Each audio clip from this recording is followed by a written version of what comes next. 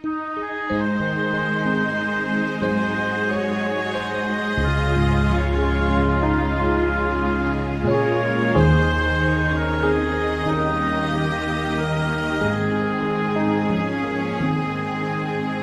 el monte Calvario estaba una cruz, emblema de afrenta y dolor. Y yo amo esa cruz donde murió mi Jesús por salvar al más vil pecador. Oh, yo siempre amaré esa cruz, en sus triunfos mi gloria será. Y algún día en vez de una cruz, mi corona Jesús me dará. Y aunque el mundo desprecie la cruz de Jesús, para mí tiene suma atracción,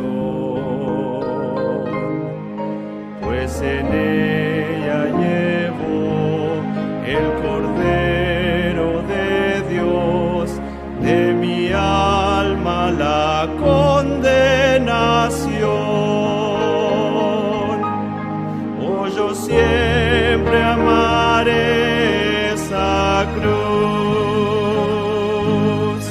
en sus triunfos mi gloria será. Y algún día en vez de una cruz, mi corona Jesús me dará.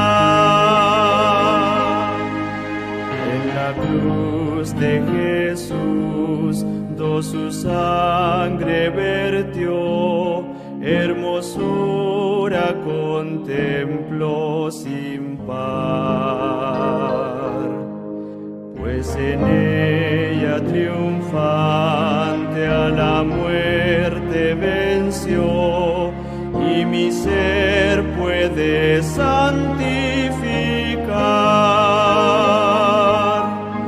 Oh, yo siempre amaré esa cruz, en sus triunfos mi gloria será. Y algún día en vez de una cruz, mi corona Jesús me dará.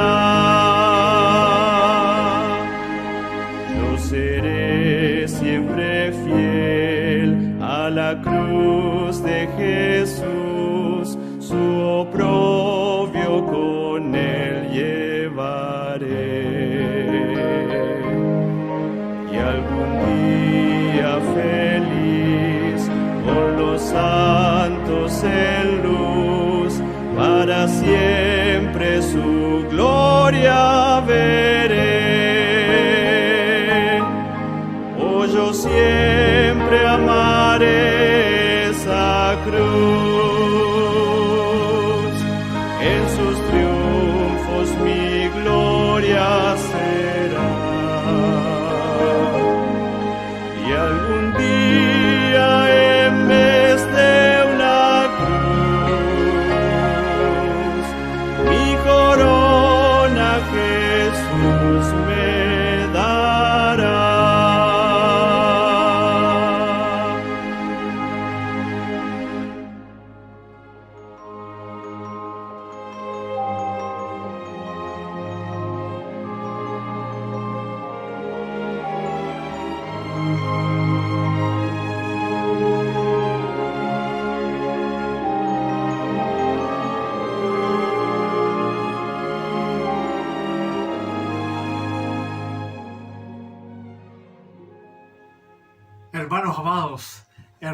amados, hoy día es un domingo especial. El domingo es el domingo del año donde nosotros celebramos algo que sobrepasa completamente nuestro entendimiento. Hoy estamos frente a la celebración más gloriosa que el ser humano puede festejar, ya que toda la obra redentora de nuestro Señor y Dios se consumó un día como hoy, hace casi 2000 años atrás. Por eso nos debemos volver en total humillación ante nuestro Señor Jesucristo, para volver a hacer una reflexión profunda, seria, consciente de lo que realmente sucedió cuando el Cordero de Dios fue inmolado en esa cruz. Eso es lo que hoy día nosotros debemos procurar en este día domingo, que es el más especial de todos los domingos del año. Por eso quiero invitarles, amados hermanos, que abran sus Biblias y que leamos ahí en Primera de Juan, en el capítulo 4, como ustedes ven ahí, del 9 al 10. Por favor, escuchemos, leamos con nuestros propios ojos en la Escritura lo que se nos dejó escrito ahí en Primera de Juan. En esto se mostró el amor de Dios para con nosotros, en que Dios envió a su Hijo unigénito al mundo, para que vivamos por Él. En esto consiste el amor, no en que nosotros hayamos amado a Dios, sino que Él nos amó a nosotros, y envió a su Hijo en propiciación por nuestros pecados. Un texto que es absolutamente glorioso. Pero antes, hermanos, oremos. Presentémonos delante de nuestro Señor y Dios. Bendito Padre que estás en los cielos en esta mañana, que nos has reunido frente a tu palabra. Queremos ponernos a tu disposición para que tu Espíritu Santo sea obrando en cada uno de nosotros, y esto que vamos a hacer hoy día, reflexionar en lo que tuviste que vivir ahí en ese monte del Calvario, escuchando a esa multitud gritar esas brutalidades. Padre Celestial, amado Señor Jesucristo, queremos hacer esa reflexión seria en este momento, ahora que estamos aquí frente a tu palabra. Ayúdanos a entender, a poner atención, a recibir este mensaje con la urgencia que necesitamos hacerlo. A ti sea la gloria y la honra en el nombre de Jesús. Amén. Cuando nos sumergimos en este texto, descubrimos tres cosas que son absolutamente impactantes. Lo vamos a separar entonces en estos tres títulos: la profundidad del amor, lo inmerecido de su amor y el aplacamiento de ese amor. Estos tres títulos he dividido este texto que estamos viendo hoy día, para que podamos entender cada uno de los mensajes que el Señor nos está diciendo a cada uno de nosotros hoy día por medio de este texto. Amados, les quiero animar a que se puedan desenchufar por un instante de todo para poder reflexionar seriamente, conscientemente, sobre lo que en realidad estamos celebrando en este domingo, como dije anteriormente, el más especial de todos en el año. Cuando Dios llevó a cabo la consumación de su obra, sucedió algo de proporciones absolutamente sobrenaturales. Es cierto que Dios lo había determinado desde antes de la fundación del mundo, y también sabía con absoluta certeza que su Hijo unigénito iba a resucitar venciendo a la muerte. Dios lo sabía, siempre lo supo. Sin embargo, eso no quita todo lo que tuvo que soportar el Padre y su Hijo amado. Por eso quiero primero que veamos este texto tan sublime que se nos dejó escrito en esta última carta que el Señor Jesucristo le escribió a su amada novia, a su iglesia. Por favor, vuelvan a 1 de Juan capítulo 4 y leamos juntos mientras reflexionamos en esta verdad. Comienza diciendo entonces ahí en el versículo 9, en esto se mostró el amor de Dios para con nosotros. Así comienza esta parte del texto que se nos dejó aquí en el capítulo 4. En esto se mostró el amor de Dios para con nosotros. Si ustedes recuerdan, si ustedes leen ahí en el versículo 8, se nos declara que Dios es amor. Su esencia es amor. Su carácter está impregnado de ese amor. Sus pensamientos están fundados en ese amor inefable. Y por lo tanto, todo lo que Él es, el gran yo soy, es amor. Pero no ese amor humanista que tanto adoramos y veneramos y que hemos pervertido hasta decir basta.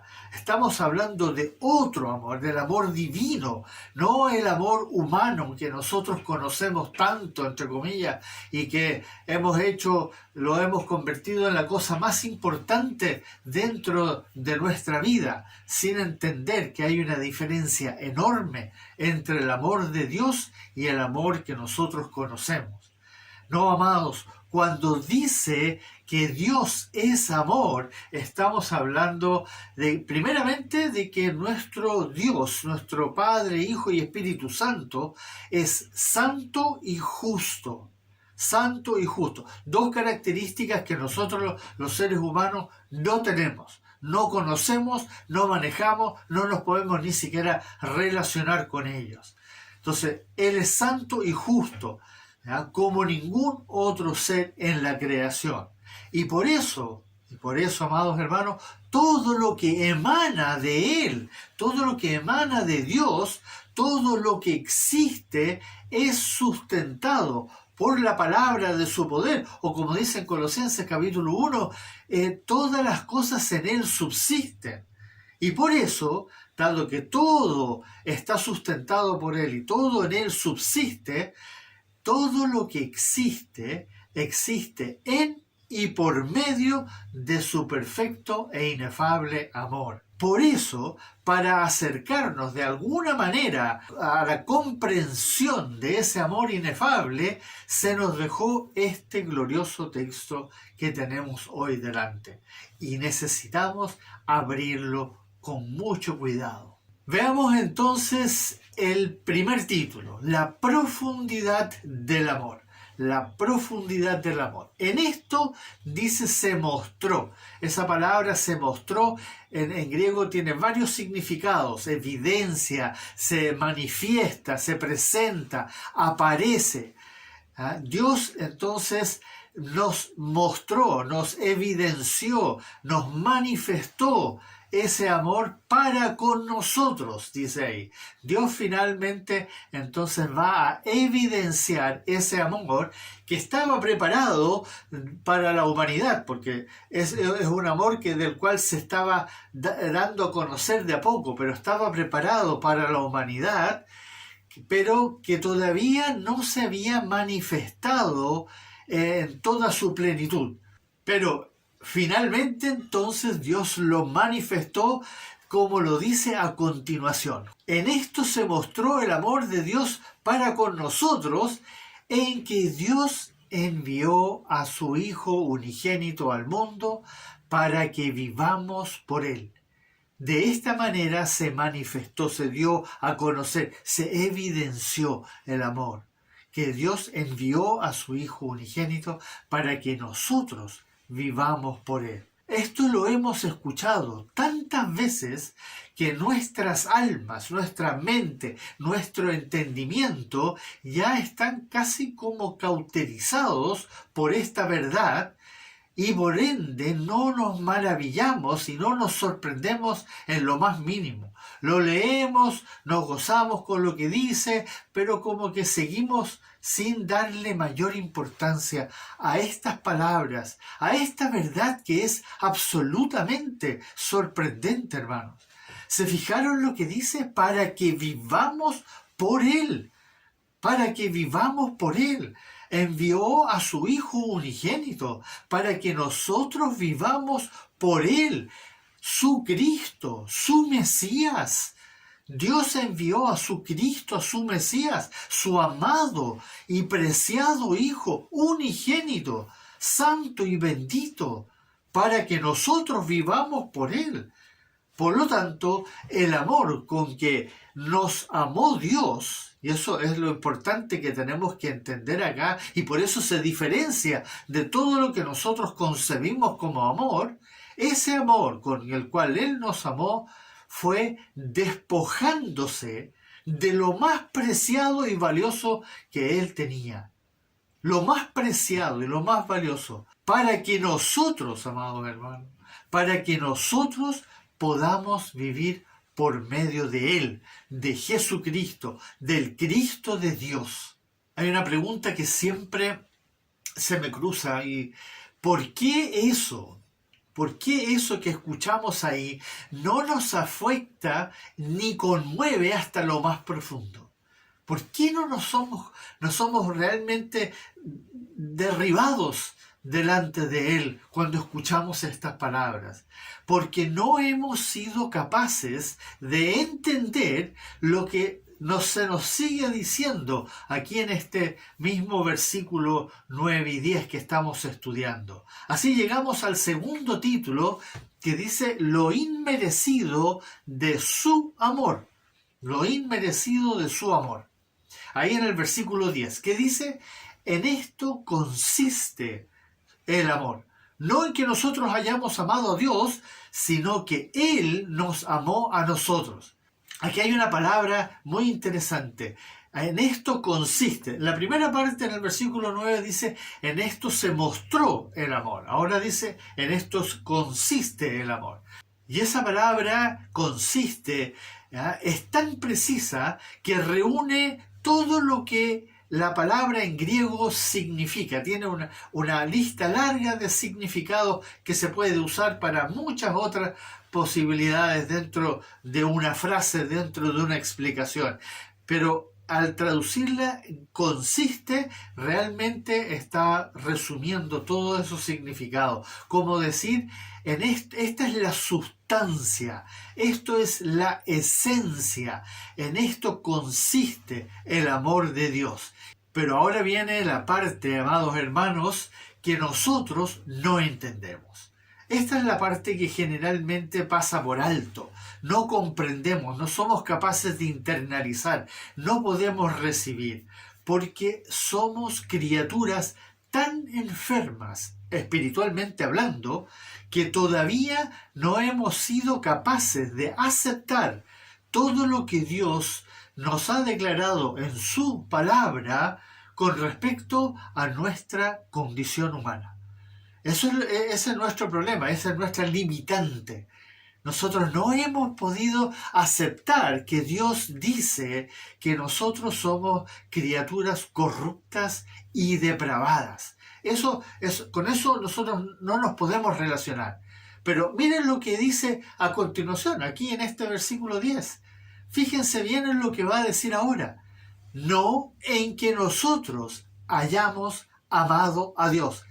Fíjense en eso. Amados, esa sentencia categórica y verdadera nos declara sin rodeos que ninguno de nosotros amaba a Dios antes de que Él nos salvara.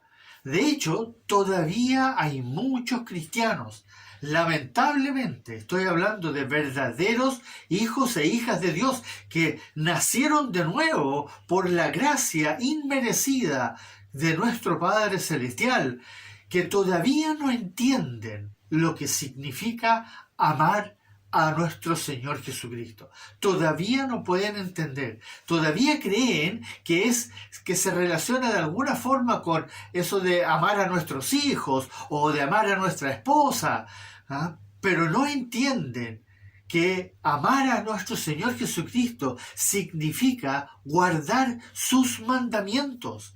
Amados, nosotros no sabemos amar a Dios y tenemos que entender esto. ¿Por qué no somos capaces de entender cómo debemos amar a Dios? Primero porque muchas veces no hemos puesto atención a lo que está escrito, pero también recuerden de dónde venimos, de dónde salimos. Y él mismo lo dice, que nosotros éramos, como dice ahí en Romanos 5, enemigos de Dios. O en Colosenses, capítulo 1 también, que dice ahí, extraños y enemigos en nuestra mente, en nuestra alma, en nuestro corazón, en lo más profundo. Éramos enemigos de Él.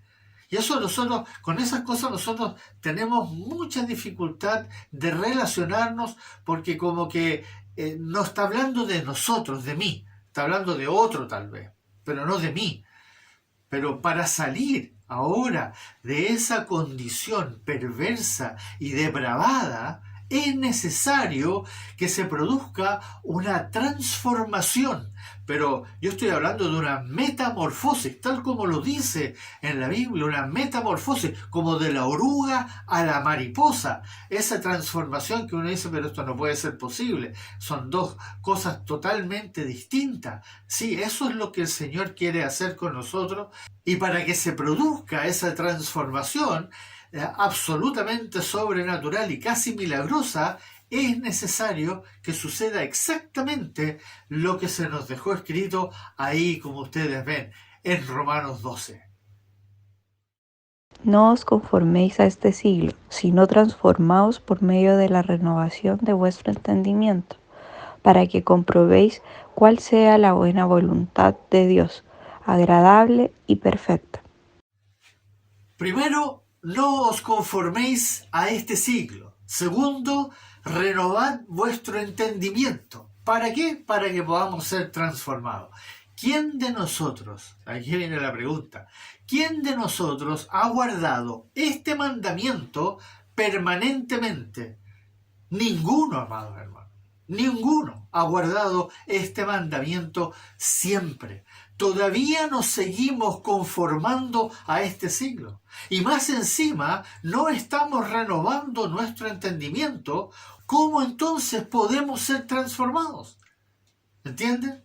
Si seguimos pegados al mundo y todavía no nos estamos preocupando seriamente de renovar nuestro entendimiento, ¿cómo vamos a ser transformados?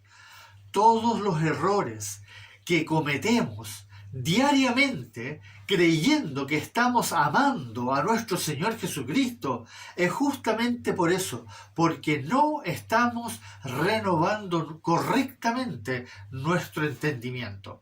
Y para entender esto de renovar nuestro entendimiento, me refiero por medio de permanecer en la palabra de nuestro Señor Jesucristo, como lo dijo ahí en el capítulo 8 del Evangelio de Juan. Si permaneciereis en mi palabra, seréis verdaderamente mis discípulos.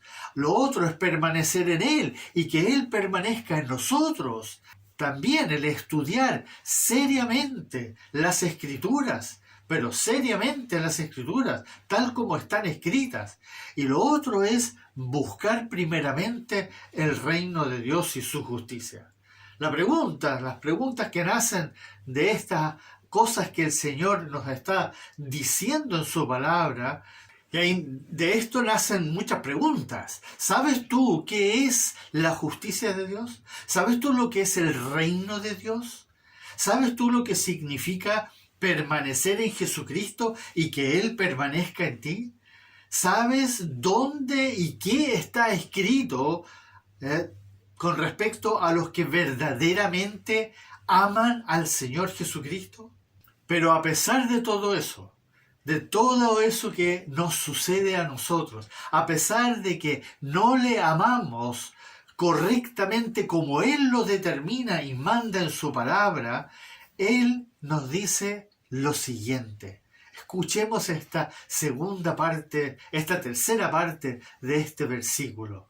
Sino que Él nos amó a nosotros.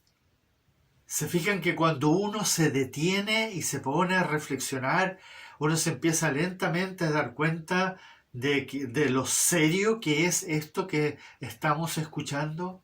Sí, amados, Él nos amó a nosotros desde siempre. Su misericordia fue con nosotros desde antes de la creación. En esto consiste el amor de Dios, que Él nos amó a pesar de que nosotros no le amábamos. Incluso éramos literalmente enemigos.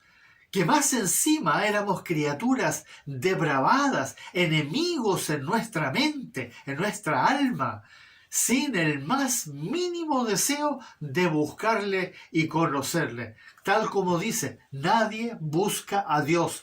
Romanos capítulo 3, ¿no es cierto? Nadie busca a Dios.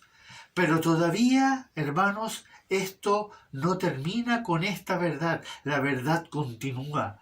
Y ahí sí llegamos al tercer título, el aplacamiento del amor.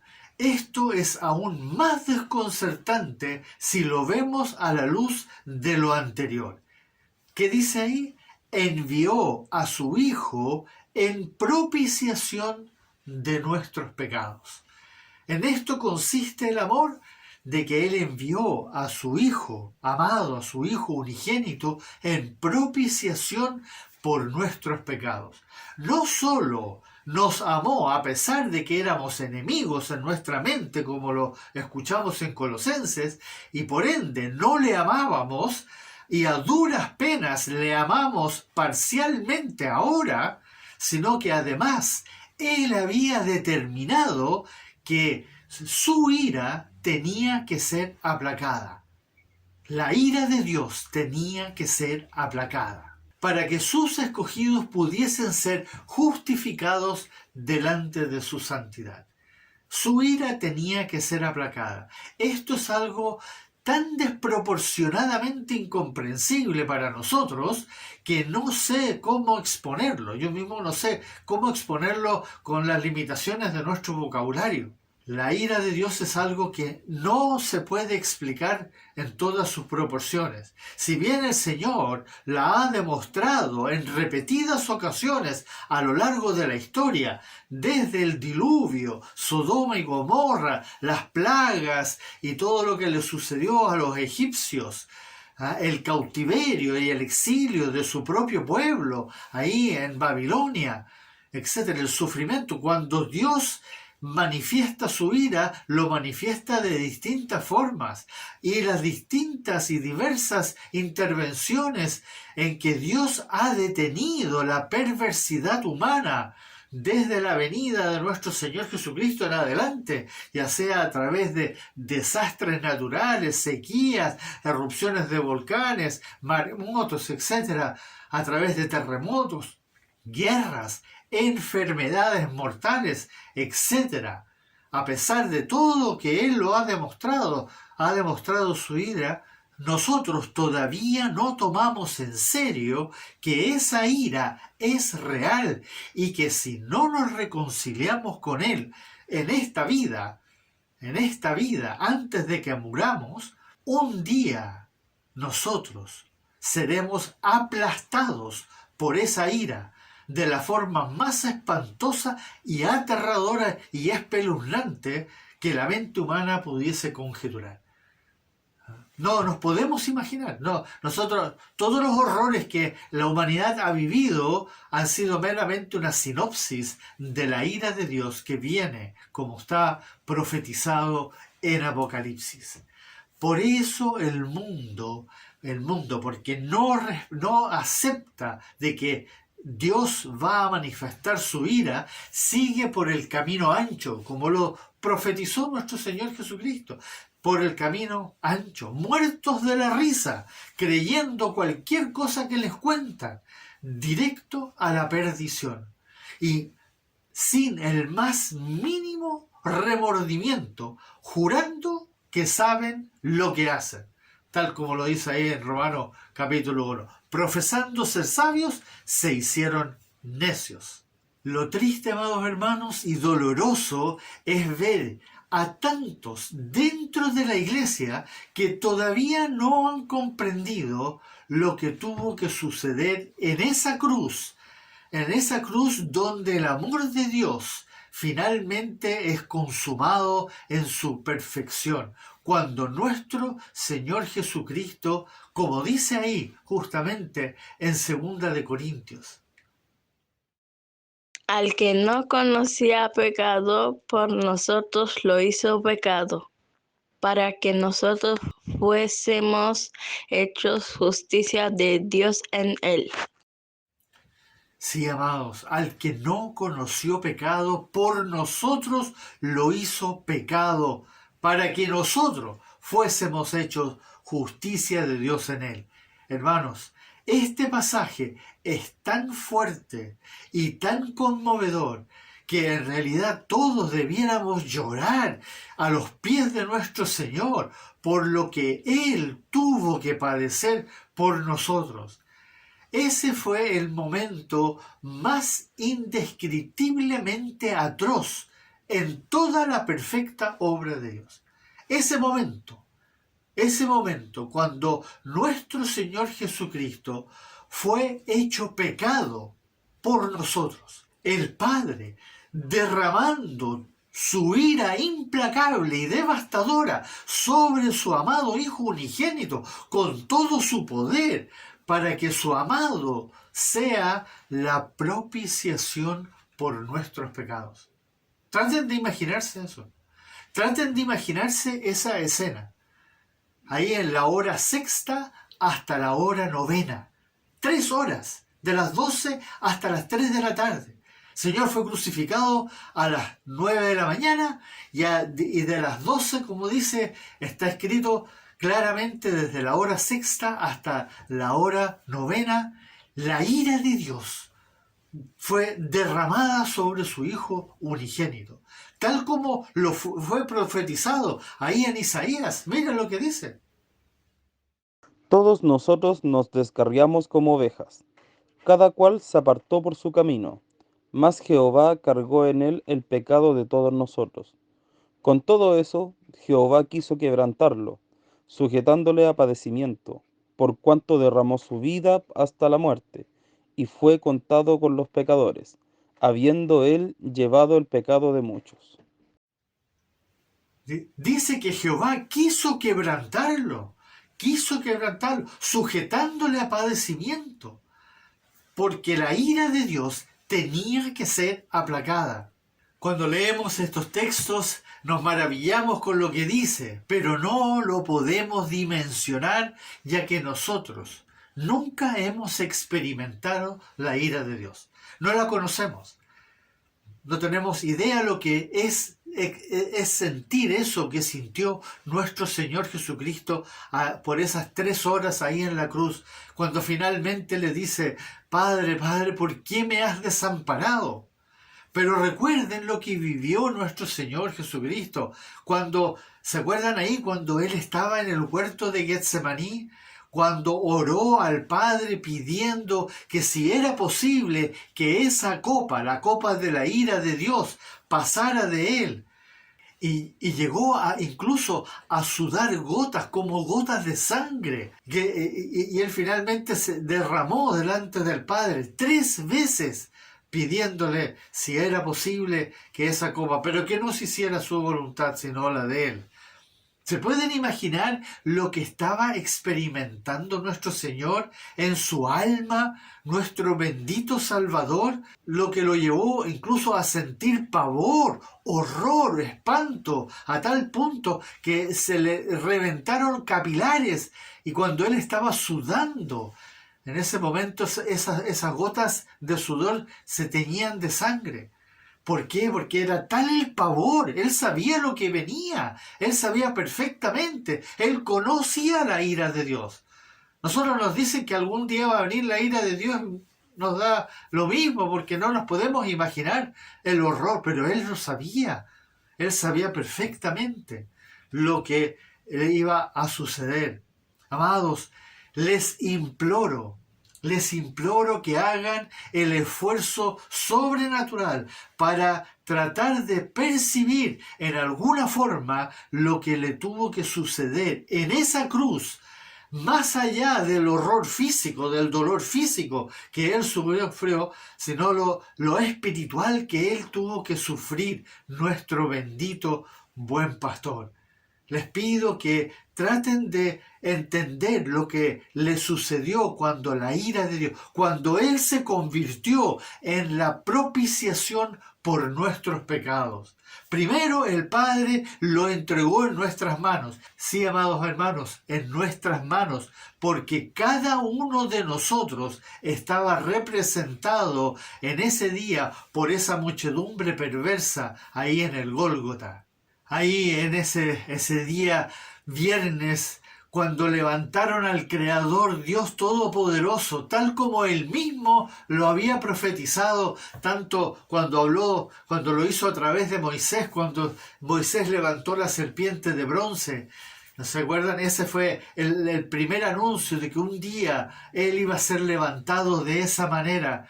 Pero también en ese día ahí en el Calvario, en esa cruz bendita, que fue la maldición que cayó sobre el príncipe de paz, para que el soberano Dios eterno se convirtiera finalmente en nuestra propiciación por nuestros pecados, para que nosotros pudiésemos ser hechos justicia de Dios en Él.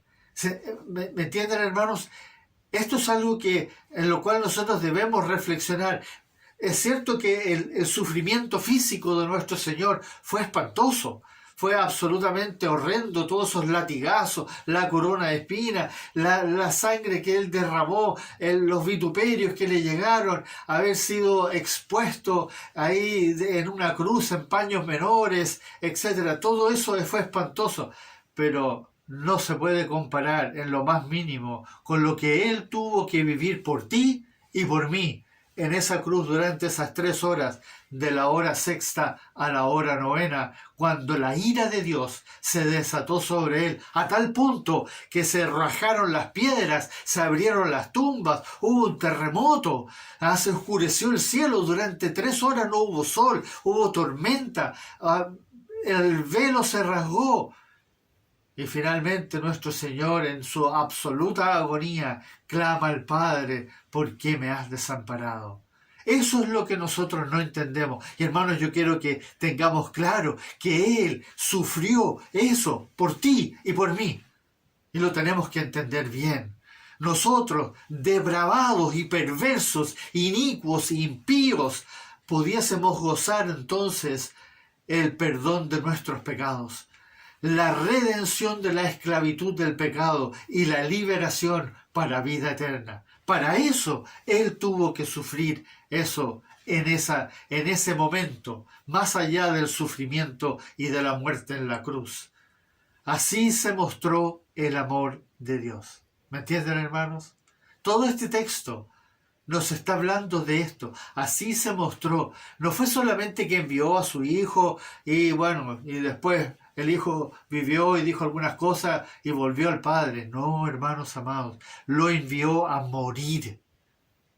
Lo envió a morir, a pagar por nosotros en esa cruz. Y eso es lo que nosotros tenemos que entender, para que nosotros podamos vivir por Él, para que Él sea la propiciación de nuestros pecados, para que finalmente Cristo resucitara triunfante sobre la muerte, venciendo al diablo y a todas sus huestes, una vez y para siempre. Sí, amados, hoy día celebramos gloriosa resurrección. Sí, es algo extraordinario y es la victoria final, pero la victoria fue en esa muerte horrenda, de ese padecimiento, de toda la ira de Dios sobre nuestro Señor Jesucristo, que va a regresar como Rey de Reyes. Sí, un día lo va a hacer. Hoy día está en la gloria de su Padre, merecida gloria. Siempre debiera haber estado ahí. No debiera haber bajado nunca. No debiera haber sufrido nunca.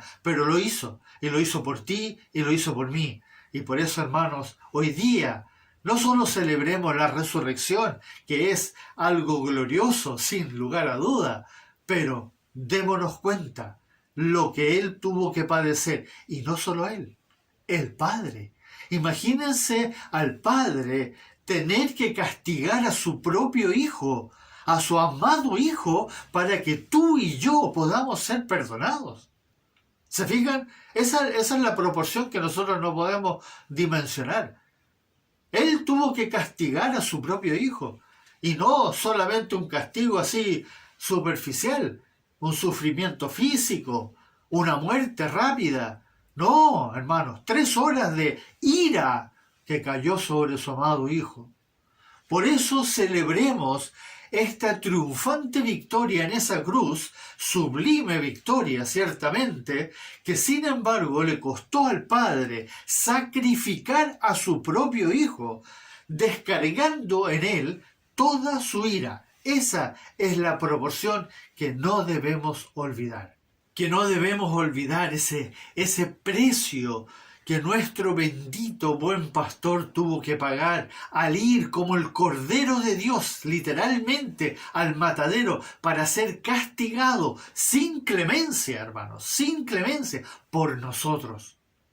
Él fue castigado por nosotros, pecadores depravados y corruptos. Por eso, amados, seamos humillados verdaderamente por este amor inefable, del cual hemos sido partícipes, y vayamos en total rendición ante nuestro Señor Jesucristo, presentando, como lo dice ahí en Romanos 12, presentando nuestros cuerpos en sacrificio vivo, santo, agradable a nuestro Dios, sin retener nada. Celebrémosle con todo nuestro ser, por lo que tuvo que vivir, sufrir y padecer tanto nuestro Dios Padre, como nuestro Dios Jesucristo, como nuestro Dios Espíritu Santo. El Dios Trino tuvo que sufrir algo que nosotros jamás vamos a entender, pero lo sufrió.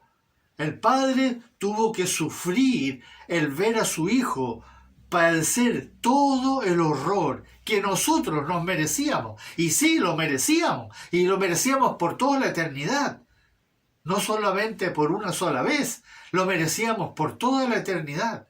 Pero Él lo hizo por nosotros. Ese es el amor que nos está tratando de explicar el Señor en este pasaje del versículo 9 y el versículo 10 del capítulo 4 de Primera de Juan. Hermanos amados, celebrémosle, glorifiquémosle, adorémosle con todo nuestro ser, por toda la eternidad y para siempre. Amén. Oremos, amados hermanos.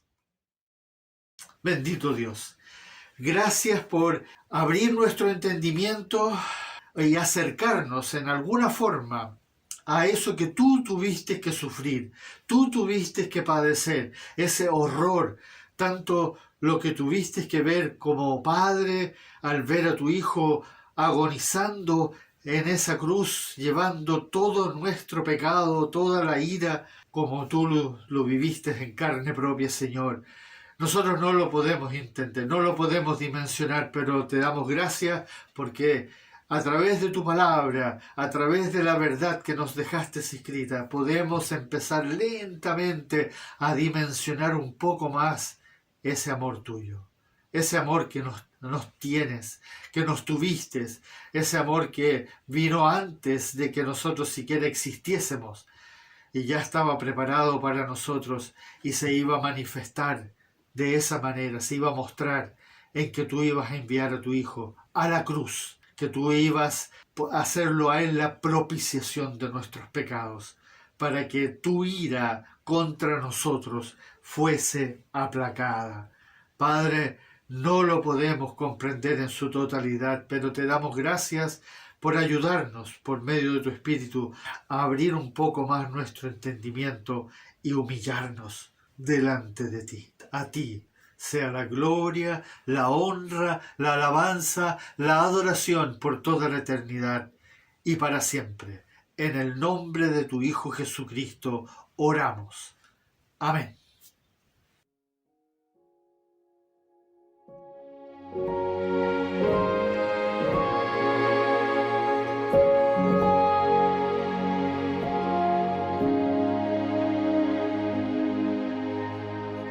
Dios envió a su Hijo Cristo a perdonar y dar amor. Vivió y murió por mis pecados. 3 días después resucitó mi Salvador, porque Él vive, enfrentó el mañana, porque Él vive, ya no hay temor, porque yo sé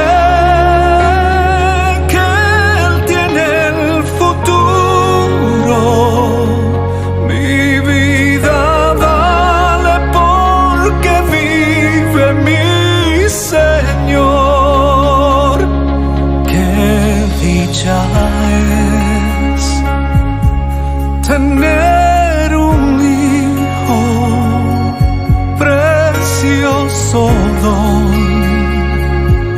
que Dios nos da.